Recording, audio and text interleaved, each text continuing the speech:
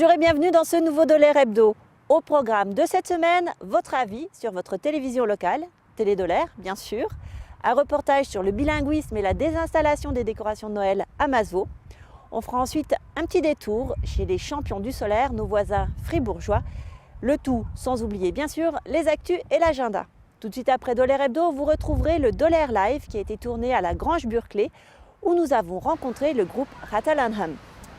Nous sommes ici au pôle d'excellence rurale à Dolren. Vous n'êtes pas sans savoir que votre télévision locale préférée va déménager dans ces locaux.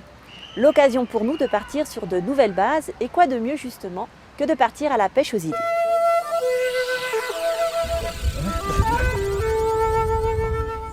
Écoutez, tout ce qui peut faire évoluer les mentalités déjà pour commencer, parce que dans une vallée on est un petit peu étroit comme la vallée l'est. Donc j'aimerais bien avoir un éventail de choses qui ouvrent l'esprit. Qu'elle montre plus de sport. Parce que je vois, elle montre beaucoup de magazines sur la vallée, sur ce qui se passe dans la vallée, mais elle montre pas assez de sport. Donc pour des jeunes comme nous, ce qu'on aimerait, c'est voir beaucoup plus de sport. Faire venir des gens qui peuvent nous éclairer sur l'avenir, sur la politique, sur ce qui se passe dans la vallée, quoi. Enfin, bon. Du foot. Que la chaîne Télé Dolaire vienne filmer quelques matchs dans la vallée et qu'elle les montre. Voilà. Bon, ce qui est intéressant aussi, c'est de pouvoir donner des annonces, vous voyez, annoncer des événements. Bon, là, je profite maintenant de l'occasion pour dire qu'il y a bientôt l'opération Tulipe pour l'hématologie du professeur Hénon, qui va être conduite au mois de mars, et aussi les dons du sang, les différents lieux de dons du sang dans la vallée. Par exemple, quand il y avait comme les dédicaces des livres qu'il y avait là récemment, choses un peu exceptionnelles pour une petite vallée comme ça, je trouve que c'est intéressant de voir comment ça se passe pour donner envie d'y aller. J'aime bien voir les paysages de notre belle vallée de la Dolaire. J'aime aussi voir un peu le patrimoine. Il y a toujours des choses à découvrir. Ce que j'aimerais bien aussi, vu que je suis demandeur d'emploi, c'est qu'on donne la parole aux entreprises. Peut-être qu'il y a des entreprises qui recherchent un certain profil, qui est peut-être le mien. Enfin, je parle au nom de tout le monde, je ne vais pas profiter de l'occasion pour parler pour moi, mais qu'on questionne des entreprises. Peut-être qu'il y a un petit reportage une fois par semaine où des entreprises disent, ben voilà, moi je recherche telle personne dans telle profession et tout. Donc, ça, pour moi, ça serait intéressant. Puis après, bon, tout ce qui a lieu également à la vie sociale et culturelle du coin, de Turé-Dolaire.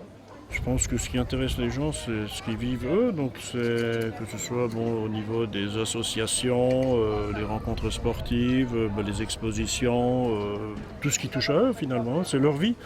De le voir, ou les gens qui connaissent, d'essayer de se voir à la télé, d'en parler, tout simplement. Peut-être un peu plus alléger les gens, dans les fermes, chez les gens, un petit peu ça. J'aimerais, ça ferait peut-être plaisir plus aux gens. Et peut-être plus faire visiter la vallée de la Dolaire. Pourquoi pas suivre une entreprise, mettre une entreprise par exemple à l'honneur une fois par mois, comme ça, dans les différents domaines qu'il y a, puisque dans la vallée il y a énormément d'entreprises différentes. Donc ça ferait connaître un peu ce qui se fait. Quand il y a des accidents ou des choses comme ça, que ça sera un peu plus souvent, parce que je trouve qu'on n'en parle pas assez, ne serait-ce que quand il y a des gens qui traversent, qui se font écraser, les passages piétons qui ne sont pas respectés, qu'on mette un peu plus l'accent sur la sécurité, voilà. Peut-être aussi un peu plus se pencher sur les différentes communes de la vallée, les mettre en avant. On avait une fois vu des reportages sur les maires de la vallée. Alors pourquoi pas montrer ce que les municipalités en général font, quoi. Qu'on informe un peu les gens sur tout ce qui est animation, pour les faire sortir un peu de leur maison.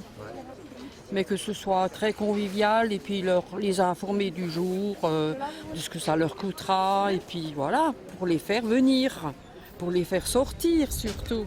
Il y a tellement de monde qui est seul, isolé un peu, donc ça leur apportera un plus. C'est noté, tout est dans la boîte, merci pour vos idées. En attendant, on se regarde les actus du territoire. Bienvenue dans la Maison des Chats. Alexandra Flur est une passionnée de chats. Et lorsqu'elle croise pour la première fois le regard d'une belle personne, c'est le coup de foudre. Aujourd'hui, elle gère la chatterie de la Dolère, c'est-à-dire un élevage de chats. À partir de 2 portées par an, cette activité doit être déclarée. Mais c'est plus par passion qu'Alexandra élève des chats persans et des exotiques short hair. Alors, ces boules de poils sont-elles sauvages ? Pas du tout, donc c'est des chats vraiment d'intérieur, un caractère très calme, très proche, très câlin, un peu, je dirais, même pépère. Ils aiment bien leur petit confort, le canapé, le lit s'ils y ont accès. Y a-t-il des soins particuliers à apporter à ces félins tranquilles ? Donc c'est un entretien quotidien, au niveau des yeux et au niveau des poils. Il faut absolument les brosser pour éviter qu'ils aient des nœuds. C'est des chats qui nécessitent aussi un bain régulier. Donc oui, on baigne les chats. Donc c'est la douche avec des shampoings spécifiques et un bon séchage par après pour qu'ils soient vraiment au plus beau de leur forme, quoi. Amoureux des chats, vous aussi ? Alexandra vous propose de la rejoindre à l'exposition féline le 6 février prochain au Parc Exposition de Colmar. Télé Dolère tenait à rendre hommage à Xavier Roll, l'Alsacien chantant doyen de Sickert, qui s'est éteint à l'âge de 99 ans. On prend le bonheur qui passe pour le garder. Je m'appelle Roll Xavier, je réside à Sickert, je suis né à Kirchberg et puis maintenant j'ai 96 ans, je suis l'aîné de Sickert. Un peu de vent, un hectare savoureux, et nous voyons tout en bleu. Une chaumière. La guerre, il l'a aussi traversée. Là aussi, un souvenir reste gravé dans sa mémoire. Oh ben, le plus grand souvenir, le plus important, c'était quand j'étais allé au conseil de révision à Masseau, dans l'école des filles, tout seul, un matin.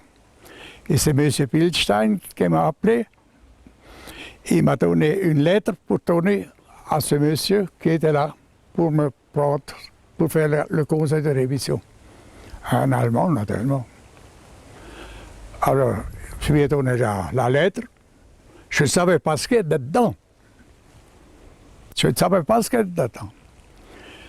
Alors, naturellement, il me dit, qu'est-ce que vous êtes? Spécialiste? Ah, j'ai dit, oh, oui. Et c'était tout ce qu'on a parlé ensemble. Et ça, c'était au printemps 1944. Nous avons beaucoup parlé de bilinguisme ces derniers temps. En effet, l'Alsace est une région frontalière très ouverte sur l'économie de la Suisse et de l'Allemagne, un bassin d'emploi potentiel qui nécessite la pratique courante de la langue allemande. Cette semaine, nous avons suivi les élèves et les professeurs de la section bilingue du collège de Masseau.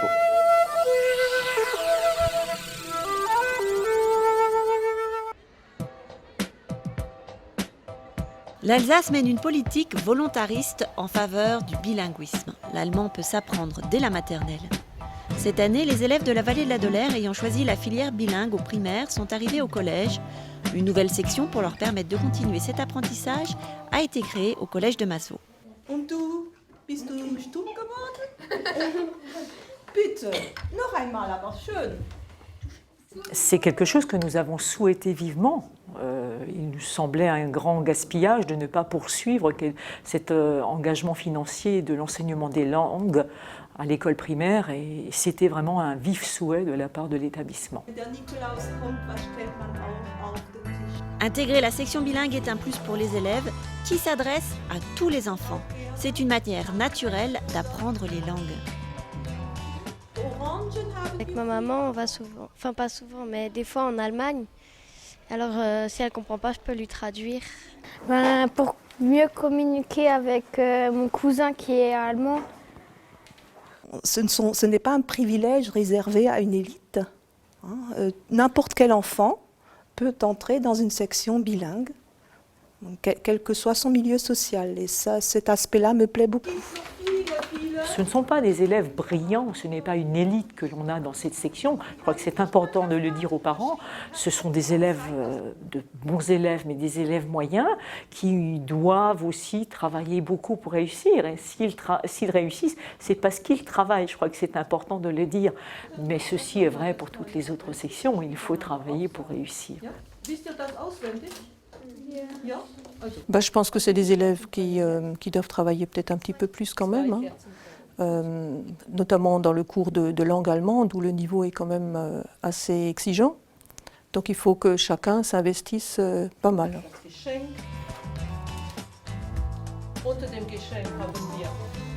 Les 10 élèves qui ont intégré le cursus forment une petite classe très motivée. Ils travaillent la moitié des cours en français et les mathématiques et le sport en allemand. Une nouvelle matière s'ajoute à leur emploi du temps, la langue et culture régionale pour connaître l'Alsace et ses traditions.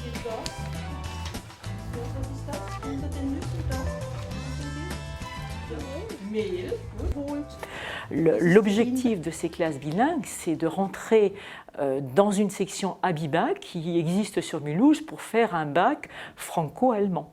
C'est vraiment l'objectif des sections bilingues. Et nous espérons vraiment que l'on ne laisse pas tomber au bout de 4 ans d'allemand complémentaire au collège l'allemand, ou que l'on s'inscrive au moins dans une section européenne allemand au lycée de Thann. C'est le minimum qu'on attend de ces élèves-là. Ce serait dommage d'arrêter alors que j'ai commencé depuis la maternelle, d'arrêter tout ce travail, d'être venu jusqu'à là, mais puis maintenant d'arrêter, c'est dommage. Mes parents m'ont dit que j'allais que je pouvais faire de l'allemand. Et après, vu que ça me plaisait, j'ai dit que je voulais continuer et pas arrêter, parce que ça aurait un petit peu gâché tout d'arrêter, alors que c'est quand même assez important d'apprendre une nouvelle langue.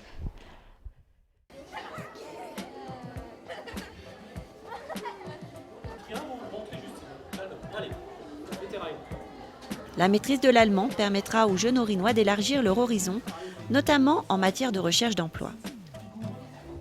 L'Allemagne, il y a aussi la Suisse qui parle aussi en allemand et c'est proche d'ici. Je pense que c'est important d'avoir une deuxième langue pour bien parler. Et j'aimerais bien avoir plus tard un travail où je puisse l'utiliser. Oui, parce que ça peut m'apporter beaucoup de choses. Je peux plus tard aller travailler en Allemagne, ce que je voudrais faire.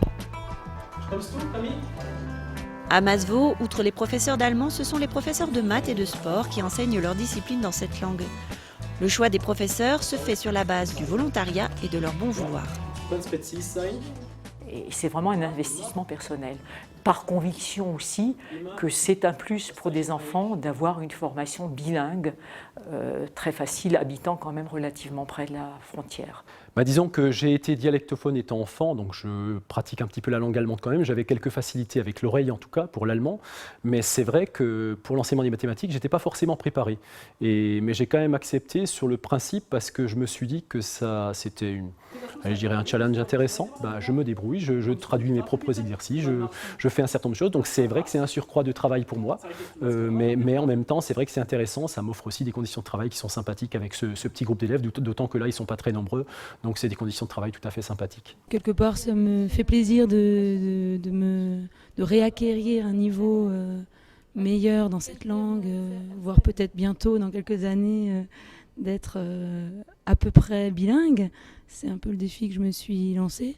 J'avais un bon niveau en allemand et c'est vrai qu'on le perd en ne pratiquant pas. C'est une belle expérience. J'espère que pour eux, ça sera quelque chose de riche pour après, dans leur vie. Et puis, voilà. La mise en place de cette section n'a pas été sans mal. L'accord de l'inspection académique est arrivé tardivement. Je crois qu'on a eu cet accord au mois de mars ou avril, vraiment très très tardivement, ce qui veut dire que la formation des professeurs qui devaient enseigner en bilingue n'était pas faite. Et cela a été relativement compliqué. Alors la collectivité et le rectorat ont décidé de l'ouverture de la section puisqu'il y avait une arrivée d'élèves qui se faisait, mais c'est vrai qu'elle n'a pas été très bien anticipée à mon sens. Je pense qu'on aurait pu prévoir ça un petit peu avant, en informer le chef d'établissement bien plus tôt aussi pour qu'on puisse prendre des dispositions en interne et faire un vrai travail de formation. Moi, dans l'idéal, ça aurait été de le savoir plus qu'un an à l'avance pour qu'on puisse effectivement, durant une année complète, faire un travail de formation, éventuellement participer à des stages ou faire un certain nombre de choses qui nous auraient permis d'être peut-être un peu mieux mieux armés. J'avais un bon niveau en allemand et c'est vrai qu'on le perd en ne pratiquant pas. Donc voilà, c'est difficile parce que je ne suis pas bilingue du tout à la base. C'est dommage que les formations ne suivent pas pour l'instant, n'ont pas pris les devants, disons, au niveau de la formation pour avancer de manière un peu plus facile pour les enseignants, on va dire. Et puis aussi pour trouver les enseignants compétents pour enseigner en allemand. Vu que c'est un choix personnel, je l'ai abordé assez sereinement. Cependant, je me heurte à beaucoup de difficultés. Le vocabulaire est quand même très très spécifique, très technique. Et parfois, même les collègues d'allemand ont du mal à m'aider pour les traductions.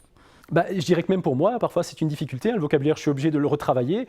On dit souvent entre profs qui enseignent en bilingue, parfois on a 15 jours d'avance sur les élèves pour le vocabulaire. C'est aussi une des difficultés, et pour eux, effectivement aussi. Alors de temps en temps, ce que je fais quand même, c'est que la base de mon cours reste en français, c'est-à-dire que les documents de cours sont tous en français, mais je donne ensuite le vocabulaire en allemand aussi, et parfois on écrit même les deux sur la feuille de cours. On complète avec le mot français, et en dessous on complète avec le mot allemand, pour que les enfants aient les deux versions. Donc pour eux, effectivement, ça fait une charge supplémentaire parce qu'ils ont deux vocabulaires, mais en même temps, ça fait une richesse supplémentaire parce que du coup, ils savent répondre dans les deux langues, ils comprennent un énoncé dans les deux langues. Je fais ça depuis que je suis toute petite et ça m'a jamais posé de problème. Au bout d'un moment, on s'y habitue et ça devient facile. Pour nous, c'est aussi difficile parce que c'est la première fois qu'on parle justement d'histoire, de géographie, donc ça suppose un grand travail de préparation, une importante documentation. J'ai passé tout mon mois de juillet à travailler ça pour eux. C'est la première fois qu'on le fait. Vocabulaire spécifique et puis les connaissances aussi. L'histoire de l'Alsace est tellement compliquée qu'il faut vraiment se plonger dedans et faire beaucoup de recherches pour essayer de leur donner des choses qui sont à leur portée aussi. Ich heiße Isabelle. Ich heiße Alexis. Ich heiße Cassandra. Ich heiße Itche. Ich heiße Marie. Ich heiße Chloé. Ich heiße Camille. Ich heiße Maxime.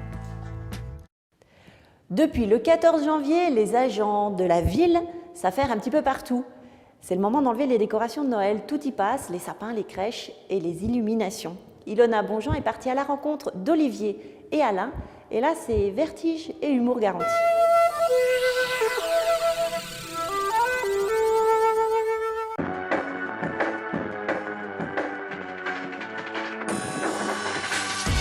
Noël est terminé. Il est l'heure pour les agents du service électricité et bâtiment de la ville de Masevaux de ranger les décorations. Le montage prend 1 mois et le démontage 2 semaines en fonction des conditions météo. 2 équipes de 2 personnes gèrent les illuminations, tandis que 3 autres équipes s'occupent des crèches. Ce serait pas plus simple pour la mairie de le laisser en place? Oui, le laisser en place. Ce serait sûr, ce serait mieux. On n'a plus de travail.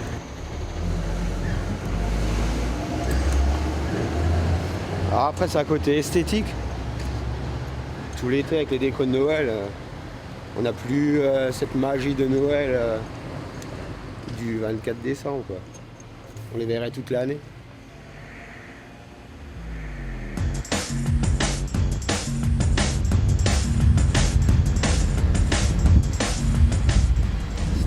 Oui, on a changé donc, les plafonds lumineux de la rue piétonne et de la rue Marienbert. On est passé au système LED, donc économique, plus économique que ce qu'il y avait avant.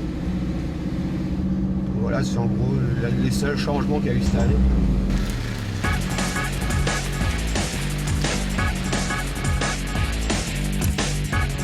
Les dernières décorations, situées place des Alliés de la mairie, resteront jusqu'au vœu du maire le 25 janvier prochain.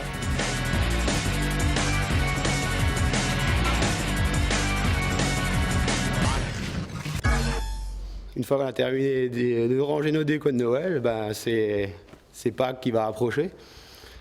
Et bon, pour l'instant, on n'a pas encore de lumière à Pâques, mais ça va venir un jour. Je vais être content que je sois à la télé. Bien isoler les bâtiments, varier les sources d'énergie renouvelable et augmenter les rendements, eh bien, ce sont les pistes suivies par cette ville pionnière. Quelle est cette ville? Eh bien, c'est ce que vous allez découvrir dans ce reportage.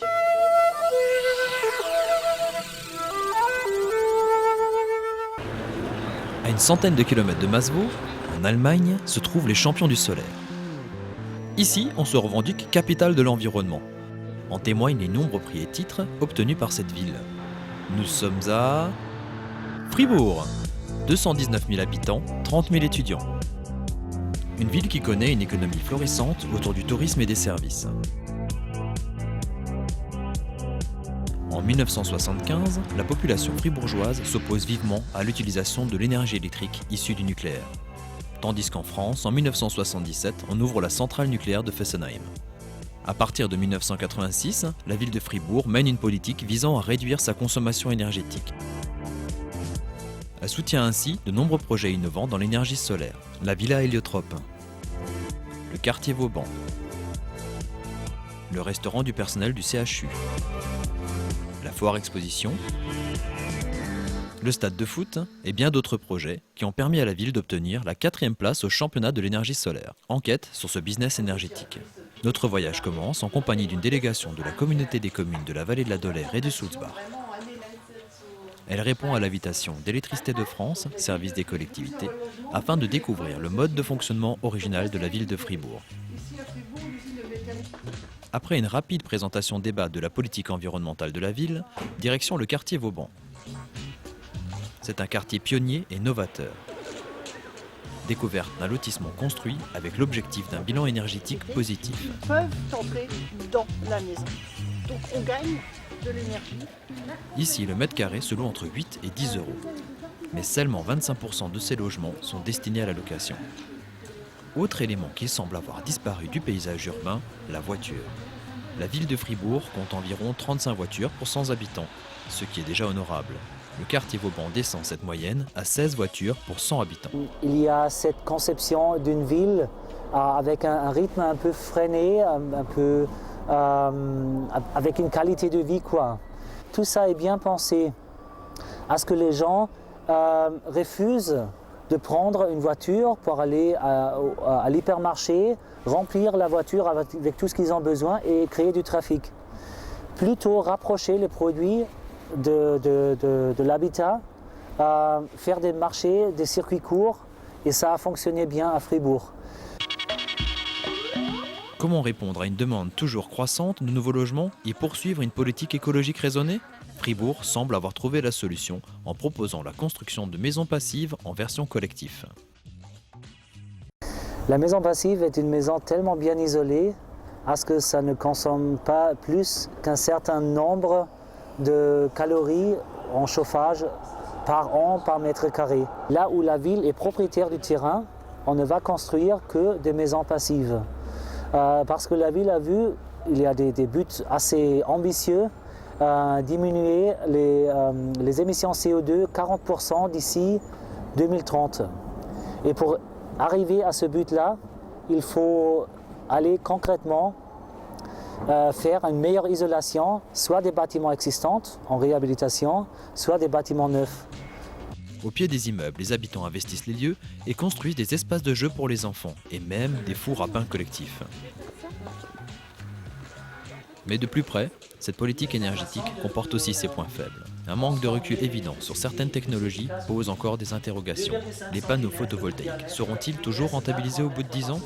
Et comment les retraiter à la fin des 20 ans de durée de vie ? C'est seulement un truc visuel, c'est seulement un symbole qui marche bien, mais l'économie se fait par l'enveloppe du bâtiment. Vu qu'en France, le gouvernement a décidé de subventionner et d'aider l'installation de ces panneaux-là, on est arrivé largement au-delà des estimations dans un temps très court. Et donc le gouvernement a décidé de réduire les subventions, donc le coût de rachat de ces énergies produites, parce qu'on avait largement atteint les quotas estimés pour dans 2 ans. Pour remédier à ces interrogations, la ville dispose d'un centre de recherche avec 1000 chercheurs, mais aussi un centre de formation à destination des différents acteurs du solaire. La ville se fixe un objectif ambitieux, rénover progressivement le paysage de Fribourg pour atteindre une production énergétique renouvelable permettant de couvrir 10% de la consommation de la ville. Les infrastructures actuelles permettent déjà de couvrir 4% de cette consommation. Un bel exemple, ce bâtiment qui fonctionne d'avril à octobre uniquement avec de l'énergie solaire. Actuellement, la ville est en train de mener un projet d'envergure, un écoquartier de 40 hectares construit sur une ancienne friche et qui portera un nom bien français, la Gare du Nord. Voilà, Dollar Hebdo, c'est terminé. Je vous remercie de nous avoir suivis. Je vous laisse avec l'agenda, mais ne zappez pas. Tout de suite après, vous retrouverez le Dollar Live avec le groupe Ratalanham. Je vous retrouve la semaine prochaine. J'espère que vous voudrez bien nous excuser en cas de problème de diffusion. Vous l'avez vu, on est en plein déménagement. Et une petite maxime du pays Dollar, seul on va plus vite, ensemble on va plus loin. Et c'est ensemble que nous aimerions construire votre télévision de demain.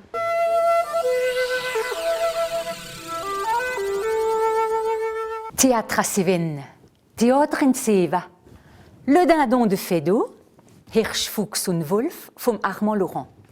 Hat das Stückchen abgekürzt und übersetzt, abgekürzt für Dynamik.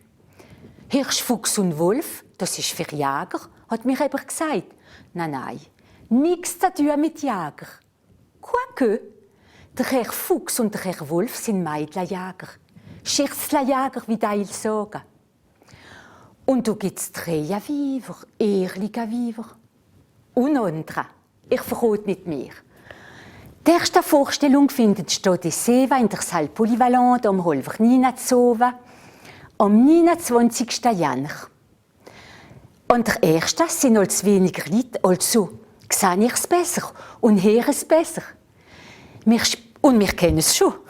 Wir spielen es euch alle Freitag und Samstag im Février und euch am Sonntagmittag, 13. Février, um 4:30.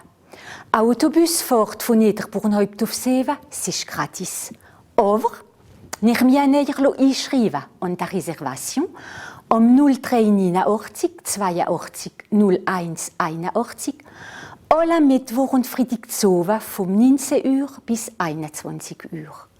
Laura, Laura, immer nur Laura. Allez, bis bald. La rencontre entre un paysan un peu rustre et un parisien un peu hautain, ça devient le bal des couillons. Une comédie rurale à ne pas manquer. Les 20, 21, 22, 27, 28 et 29 janvier à 20h30 à l'entrepôt de Mulhouse. Tarif d'entrée de 10 à 17 €. Moi j'avais un lapin avant qui faisait exactement la même chose. Oui, alors le Parisien, hein, de surcroît, va vous coller un procès au cul. Une espèce de pecno. Eh ben le pecno, il va vous coller ceci, au même endroit. Non, ça va pas là. Vous êtes marié, vous, monsieur Semence? Eh non, divorcé. Ah bah oui, comme avocat, vous devez avoir des prix.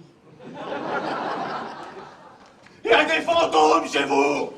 Oui, alors vous m'avez sifflé du schnapps pendant que j'étais sorti, hein. Avouez. Ah non, ah ça je n'avoue rien, jamais. Le rendez-vous des fans de rock alsaciens. Concert spécial Alsace on the Rock, avec l'accent s'il vous plaît. Au Noumatrouve de Mulhouse, le vendredi 28 janvier à partir de 20h. Ouverture du programme avec Armand Gerbert, suivi des Hoplageus et en dessert les Bredlers. Tarif d'entrée de 4 à 8 €. Bitte, und im Stamm.